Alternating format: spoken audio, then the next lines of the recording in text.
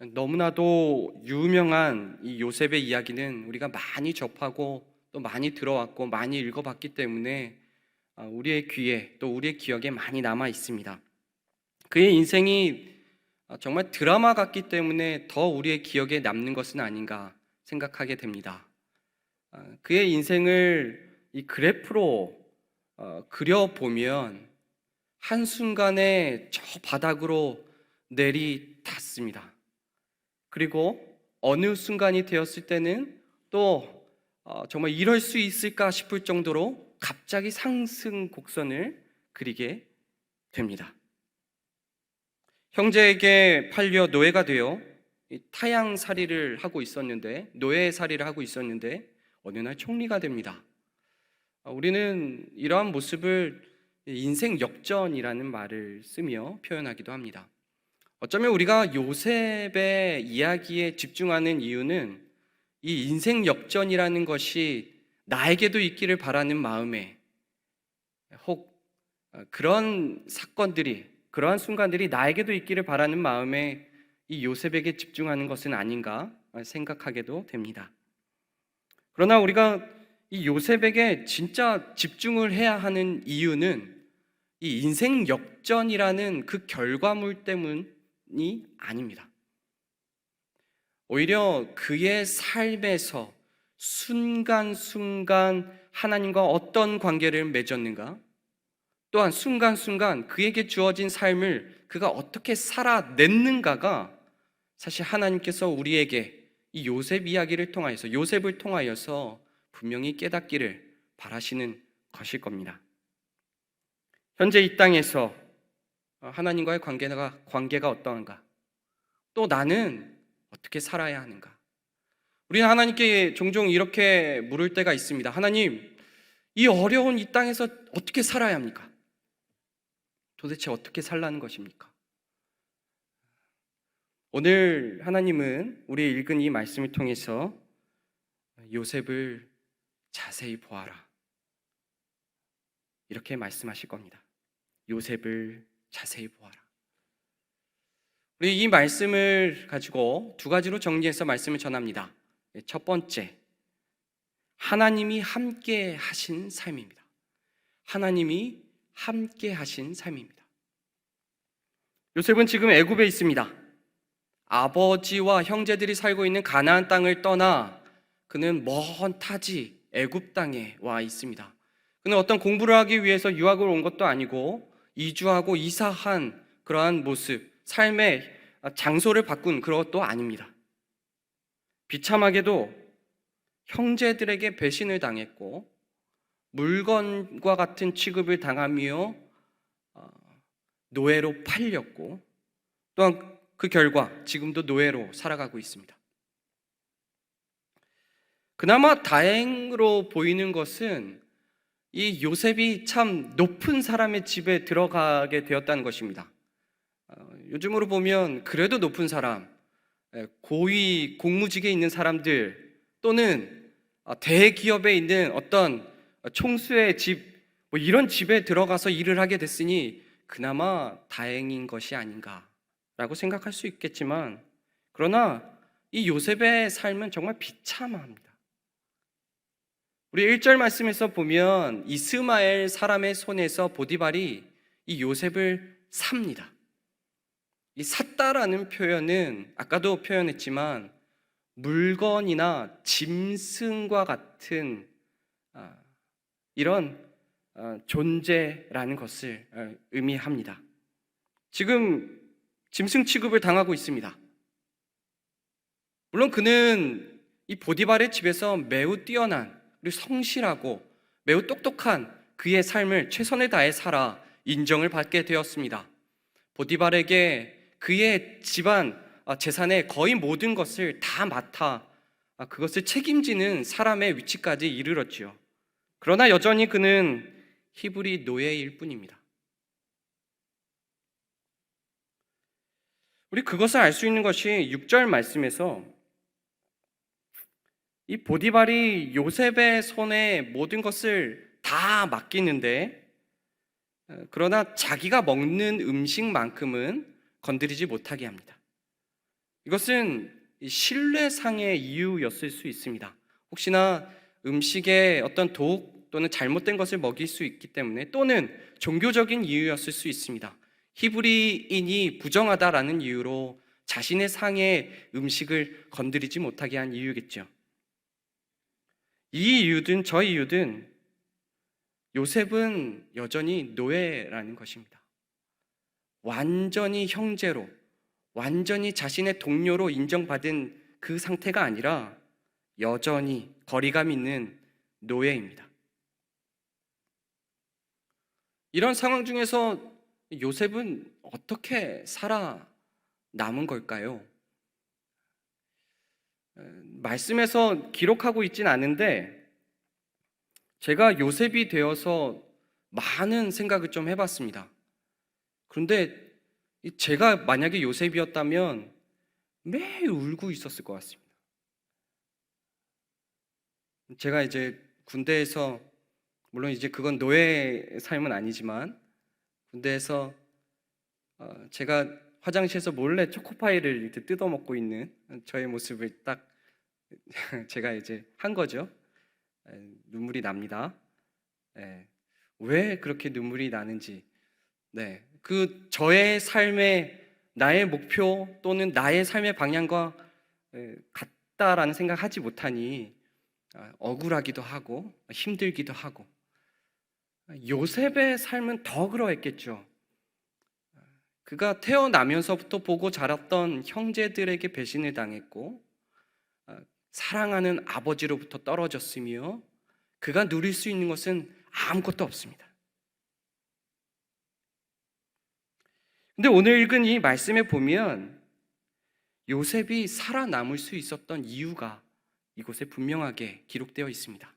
그것은 바로 여호와 하나님이 그와 함께 하셨기 때문이다라는 그 말씀입니다.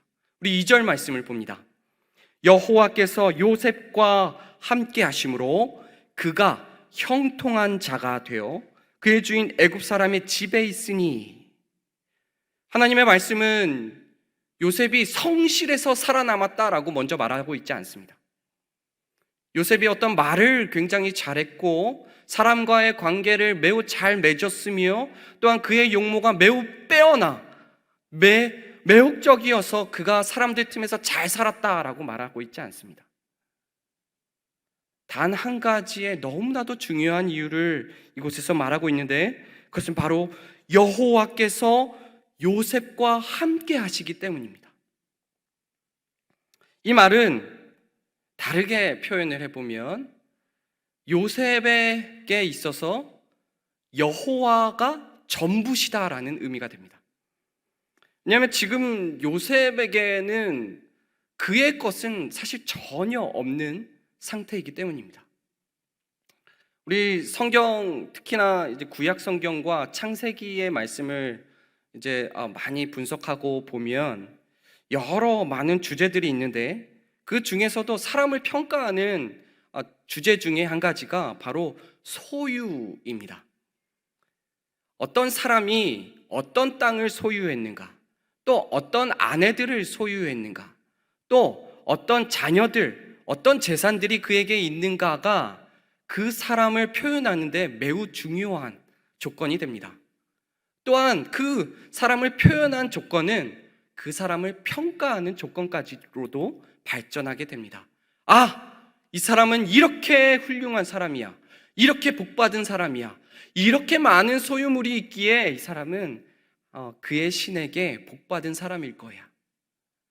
실제로 이 블레셋의 아비멜렉은 아브라함에게 찾아와 여호와 하나님이 너와 정말 함께 하시는구나, 너의 재산이 나날이 늘어나는 것 보니까, 이렇게 표현하죠. 그런데 지금 이 소유라는, 사람을 평가하는 이 시각으로 오늘 읽은 본문의 요셉을 바라보면 요셉은 정말 비참한 사람입니다. 그의 가족 없습니다. 그의 재산 없습니다. 그의 것이라는 건 하나도 없습니다. 그러나 오늘 읽은 말씀에서 볼 때 요셉이 아무것도 가진 것이 없어서 그는 비참하였다라고 말하고 있지 않습니다.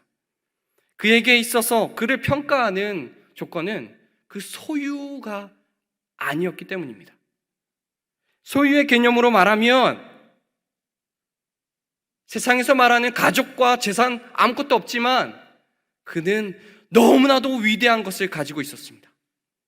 바로 여호와 하나님입니다. 그의 전 재산은 하나님이었습니다. 하나님이 그의 모든 것이 되셨습니다. 이렇게 요셉은 정말 여호와께서 함께 하시는 자라는 것이 그에게서 모든 것이 앗아졌을 때에 말씀에서 다시 한번 부각되어 나타난 것입니다. 오늘날 우리 사회는 이 조건과 환경을 매우 중요하게 생각합니다. 어떤 무슨 일을 하기에 딱 좋은 조건이 이루어져 있기를, 준비되어 있는 아주 좋은 환경이 이미 준비가 되어 있다면, 어떤 능력이 있다면 탄탄대로를 달릴 수 있을 텐데, 이 일을 성공하기 위해서 그런 조건들이 잘 준비가 되기를 바라는 마음들이 아주 큽니다. 그래서 한때 금수저, 은수저라는 그런 말을 통하여서 저 사람은 이미 처음부터 출발선이 달라, 준비된 것이 아주 튼튼해, 저 사람은 참 복받았다 라는 생각까지 하게 되죠. 근데 정말 우리의 삶이 어떤 준비된 조건과 환경에 의해서 좌우되는 것일까요? 우리 하나님은 너는 어떤 조건과 환경이 준비되어 있으니 너는 성공했다라고 절대 말하시지 않습니다. 우리 하나님은 성경의 여러 부분을 통해서 가장 복된 삶, 그것은 바로 내가 너와 함께하는 삶이다라고 분명히 말씀합니다. 우리 출애굽한 이스라엘 백성들에게 약속하신 그 땅이 분배될 때였습니다. 근데 그 지파들 중에 그 땅을 분배받지 못하는 자들이 있었습니다.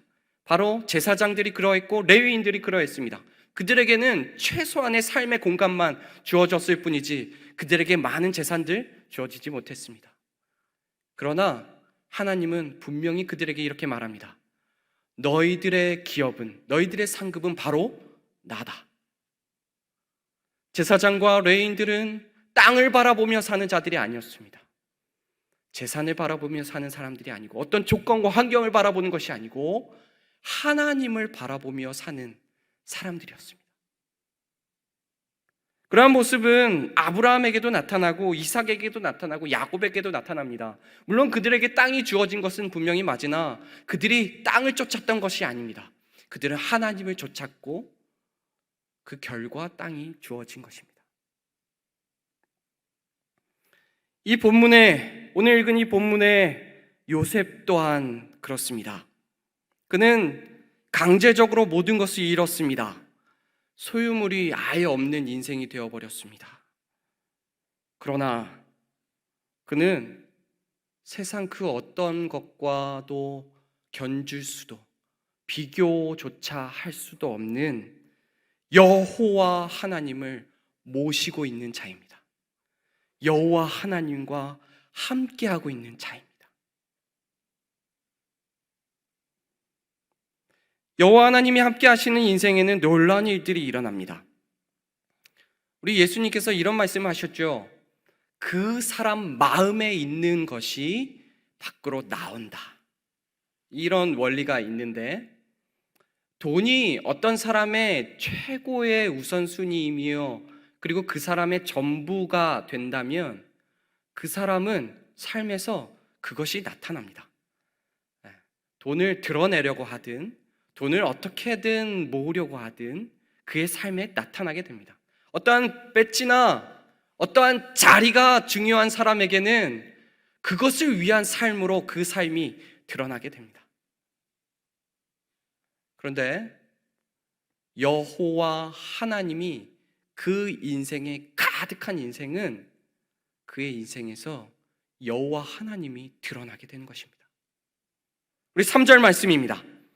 그의 주인이 여호와께서 그와 함께 하심을 보며 또 여호와께서 그의 범사에 형통하게 하심을 보았더라. 여기 보며와 보았더라라는 말이 두 번이나 나타납니다. 요셉을 이 보디발이 보았는데 정말 확실하게 보았습니다. 두 가지를 봅니다. 첫 번째는 여호와 하나님이 그와 함께 하심을 보았습니다. 그리고 두 번째는 여호와 하나님 때문에 그의 인생이 형통하게 되는 것을 보았습니다. 바로 요셉 안에 여호와 하나님이 가득하니 그의 삶에서 보이는 것은 여호와 하나님이신 것입니다.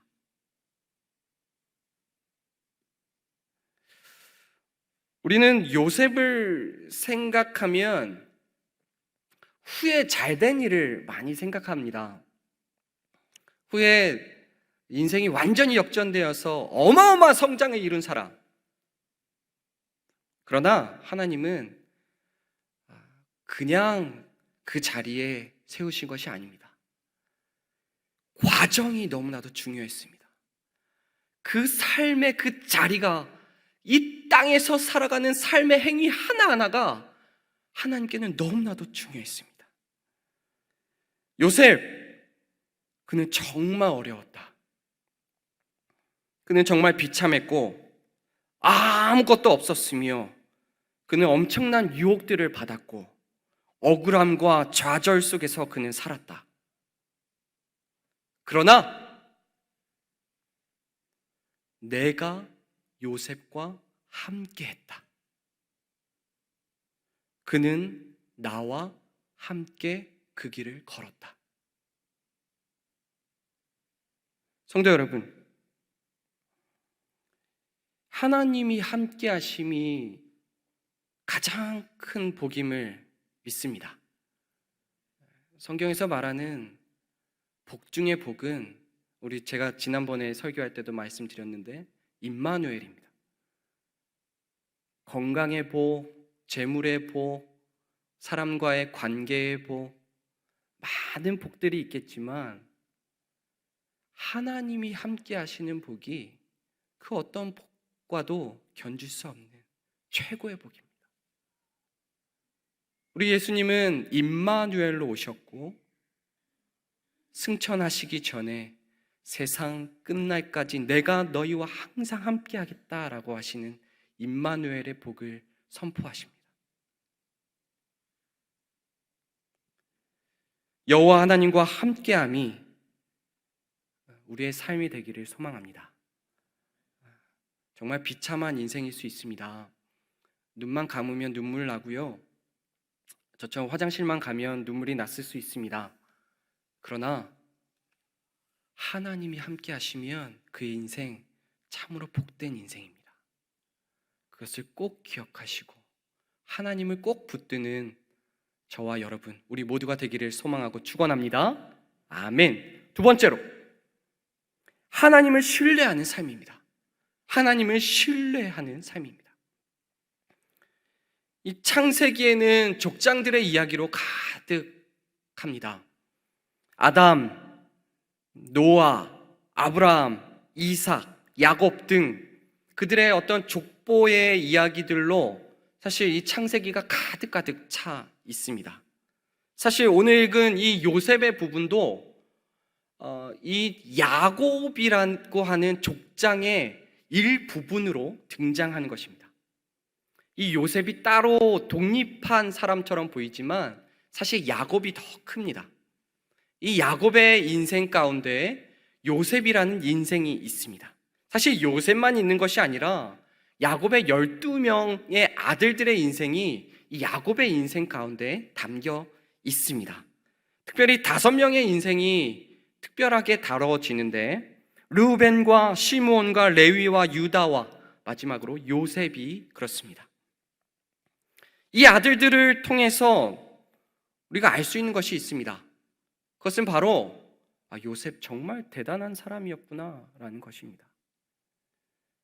이 앞에 르우벤과 시므온과 레위와 유다는 이 12명의 나이들로 보아도 첫째서부터 넷째까지입니다.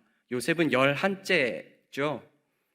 이 첫째서부터 넷째까지의 형들의 삶을 보면 참으로 비참하고 잘못된 행위들을 하고 있음을 보게 됩니다. 첫째 형인 르우벤, 아버지의 첩인 비라와 동침을 하게 됩니다. 둘째와 셋째인 시므온과 레위, 그들은 여동생 디나가 이 강간을 당하자 복수로 세겜 사람들 모두를 살해하고 약탈합니다. 이 넷째 형인 유다, 자식의 씨를 며느리 다말에게 주기 싫어서 피하다가 결국 자신이 며느리를 취하게 됩니다.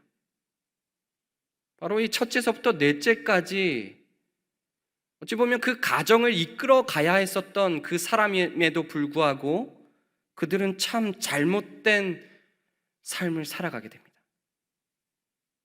사실 이들의 삶은 참 좋은 삶이었습니다.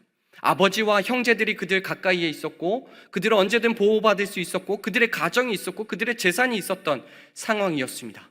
그러나 그 조건들과 환경들이 있었음에도 불구하고 그들은 무너진 삶을 살았습니다. 반대로 애굽에서 그 어떤 재산도, 그 어떤 가족도, 자신의 것도 아무것도 없었던 요셉은 오히려 정결한 하나님의 사람으로 살아가고 있었다는 것, 바로 이것이 비교가 됩니다. 어떤 사람은 갖출 것 다 갖췄는데요, 제대로 살지 못합니다. 어떤 사람은 갖출 것이 전혀 없는데요, 오히려 제대로 사는 것입니다. 우리는 이 비교를 통하여서 아까 첫 번째에서도 얘기했듯이 환경이, 또 어떤 조건이 인생의 전부가 아니구나라는 것을 다시 한번 발견하게 됩니다.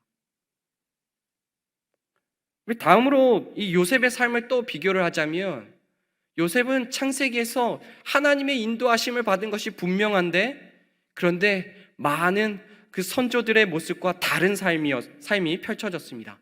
아브라함, 이삭, 야곱, 그들의 삶 가운데 하나님은 적극적인 개입과 또 직접적인 음성을 들려주시는 하나님의 계시의 모습을 많이 보여주셨습니다.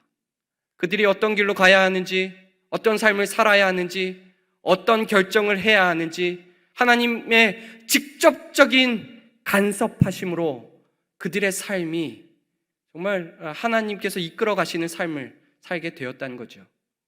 그런데요, 요셉의 삶을 보면 하나님께서 직접적인 개입을 한 사건이 사실 나타나지 않습니다. 물론 어렸을 때의 꿈을 꾼 사건은 분명히 있지만 그것은 굉장히 오래전 일이고, 지금 노예의 삶에서 그 꿈은 사실 필요가 없는 듯이 보이기도 합니다. 하나님의 음성을 직접 듣지 못한 요셉입니다. 하나님의 직접적인 어떤 인도하심이 보이지 않는 듯합니다.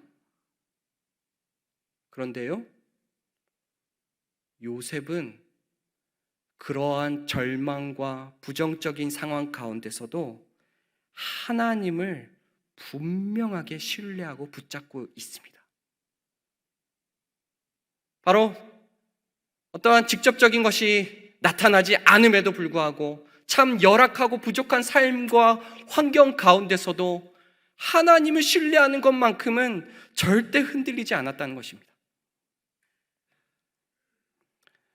우리는 때때로 기적과 같은 일이 많이 일어나기를 바랍니다.